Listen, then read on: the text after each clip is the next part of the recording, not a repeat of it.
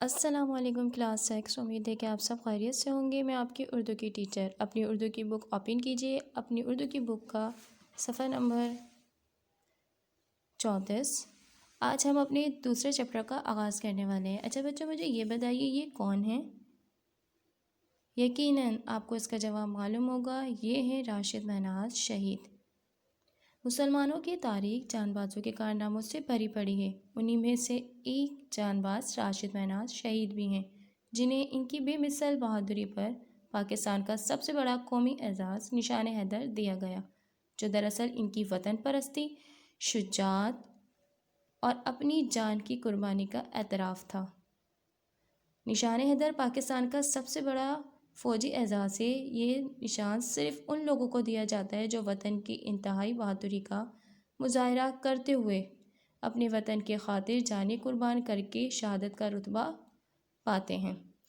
آج ہم راشد مہناز کی شخصیت کے بارے میں پڑھنے والے ہیں۔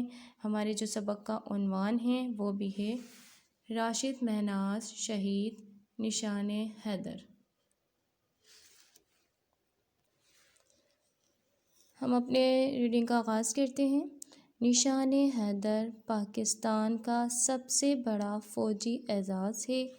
یہ اعزاز شیر خدا حضرت علی رضی اللہ تعالیٰ عنہ کے نام سے موسوم ہے۔ نشان حیدر ان شہداء کو دیا جاتا ہے جنہوں نے وطن کے ناموس کے لیے کوئی غیر معمولی کارنامہ انجام دیا۔ راشد مہناز نشان حیدر پانے والے چوتھے شہید ہیں۔ راشد مہناز پر یہ معلوماتی سبق درست تلفظ اور تاثرات سے پڑھیے۔ اس پیراگراف میں کیا بات بتائی جا رہی ہے کہ نشان حیدر پاکستان کا سب سے بڑا فوجی اعزاز ہے۔ یہ نشان صرف ان لوگوں کو دیا جاتا ہے جو وطن کی انتہائی بہادری کا مظاہرہ کرتے ہوئے شہید ہو چکے ہیں یا شہید ہوتے ہیں۔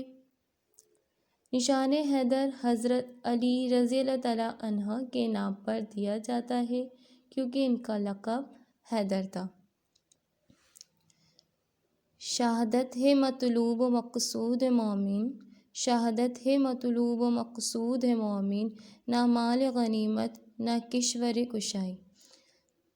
مطلوب کہتے ہیں خواہش یا طلب کیا گیا، مقصود کہتے ہیں مطلب کو، کشور کشائی بادشاہ یا ملک کا مالک، مال غنیمت دشمن کا وہ مال جو لڑائی میں ہاتھ آئے۔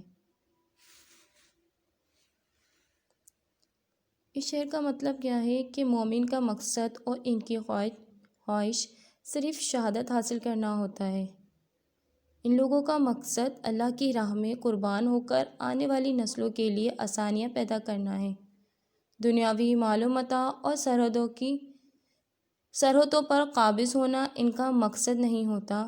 یہ لوگ جہاں جہاں اپنی اقتدار قائم کرتے ہیں وہاں فلاح انسانیت کے چراغ روشن کر کے ظلم و انصافی کے اندھیرے مٹا دیتے ہیں۔ اب ہم آگے پڑھتے ہیں۔ راشد ابھی ایک بچہ ہی تھا کہ ایک دن بیمار ہو گیا اور کمبائنڈ ملٹری اسپتال میں داخل کیا گیا۔ اتفاق سے ملک کے صدر بھی اسی اسپتال میں تھے۔ ان کی عیادت کہتے ہیں بیمار کی خبر پوچھنا کے لیے بڑے بڑے افسران آ رہے تھے۔ ایک دن فضائیہ کے سربراہ بھی عیادت کے لیے آئے۔ بس پھر کیا تھا، ننھا راشد مچل گیا کہ وہ ان کو ضرور دیکھے گا۔ اس کے تایہ زاد بھائی اسے گود میں اٹھا کر لے گئے تو وہ بہت خوش ہوا اور کہنے لگا میں بھی ایئر مارشل بنوں گا۔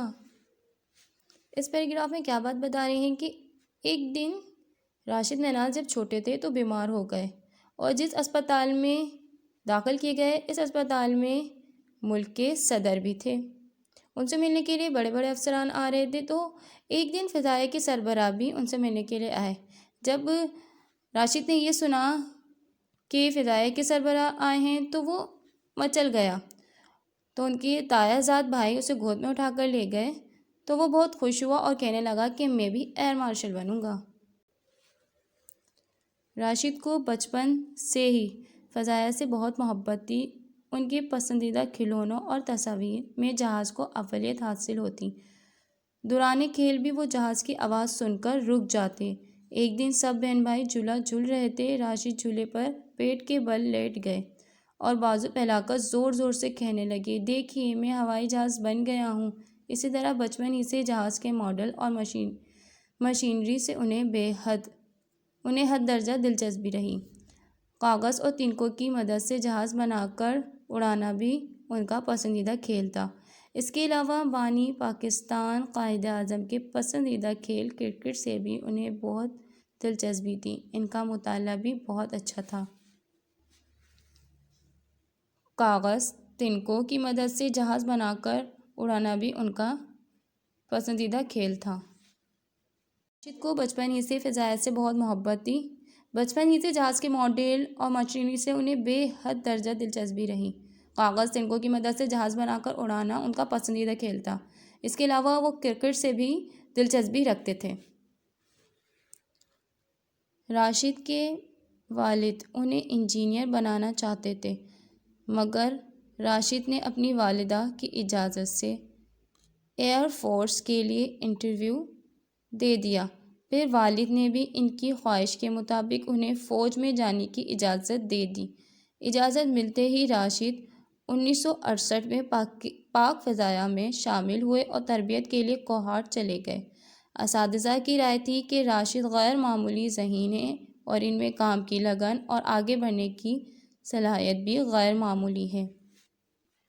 راشد کے جو والد تھے وہ انہیں انجینئر بنانا چاہتے تھے، لیکن پھر راشد کے والد نے ان کی خواہش کے مطابق انہیں فوج میں جانے کی اجازت دے دی۔ راشد نے 1968 میں پاک فضائیہ میں شامل ہونے کے لیے سب سے پہلے اپنی تربیت کے لیے کوہاٹ گئے۔ اساتذہ کی رائے تھی کہ یہ جو بہت بچہ ہے، جو یہ بہت ذہین ہے اور اس میں آگے بڑھنے کی صلاحیت کیا ہے، بہت زیادہ ہے۔ اچھا بچوں، آج ہم اپنا سبق یہیں پر ختم کرتے ہیں۔ میں آپ کا ہوم ورک بتا دیتی ہوں۔ جہاں تک کہ ہم نے یہ چیپٹر پڑھا ہے، اس کی خوب اچھی طریقے سے ریڈنگ کرنی ہے، اس کو پڑھنا ہے، سمجھنا ہے۔